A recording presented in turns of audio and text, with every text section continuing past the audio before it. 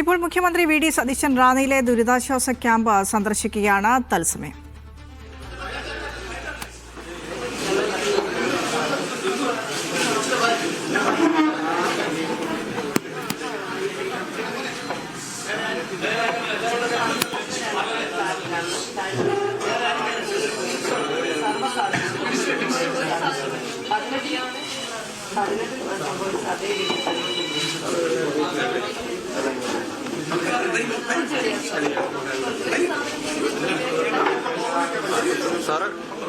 Martin Joseph റാന്നിയിൽ നിന്ന് ചേരുന്നുണ്ട്.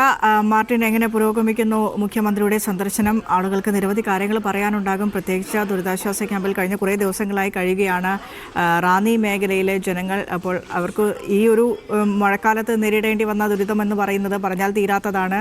ആ വേവലാതികളൊക്കെ പങ്കുവയ്ക്കുകയാണോ മുഖ്യമന്ത്രിയോട്?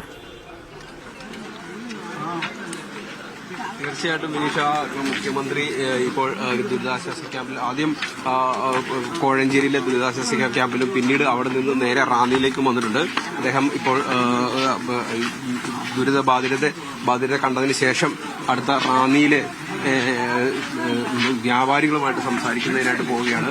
അതുമായിട്ടൊരു മീറ്റിംഗ് അദ്ദേഹം അറേഞ്ച് ചെയ്തിട്ടുണ്ടായിരുന്നു. കാരണം റാന്നിയിൽ ഏറ്റവും കൂടുതൽ നഷ്ടം സംഭവിച്ചത് തീർച്ചയായിട്ടും വ്യാപാരികൾക്കായിരുന്നു. ലക്ഷക്കണക്കിന് രൂപയുടെ നഷ്ടവും സാധനങ്ങളും നശിച്ചു പോകുന്ന സാഹചര്യം തീർച്ചയായിട്ടും ഈ റാന്നിയിലുണ്ടായിരുന്നു. അതിന്റെ സങ്കടങ്ങൾ തീർച്ചയായിട്ടും അവർ മുഖ്യമന്ത്രിയോട് പറയുകയാണ്.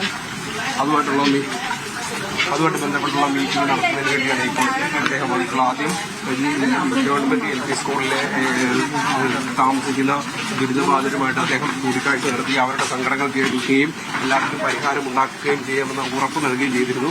അതിനുശേഷമാണ് ഇപ്പോൾ വ്യാപാരികളുമായിട്ട് മീറ്റിംഗ് നടത്തുന്നത്, കൂടിക്കാഴ്ച നടത്തുന്നത്.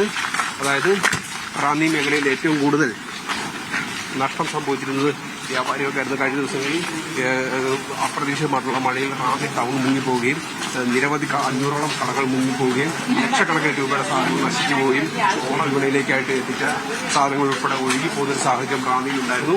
ഇതിന്റെ എല്ലാം വലിയൊരു നഷ്ടം അവർക്ക് സംഭവിച്ചിരുന്നു. അതിന്റെ എല്ലാം പരാതി തീർച്ചയായിട്ടും കഴിഞ്ഞ ദിവസങ്ങളെല്ലാം അവർ ഉന്നയിച്ചിരുന്നു. എല്ലാം പരിഹരിക്കണമെന്ന ഉറപ്പുകൂടിയാണ് അദ്ദേഹം വ്യാപാരികൾക്കും മറ്റ് ജനങ്ങൾക്കും നൽകുന്നത്. വിനിഷ.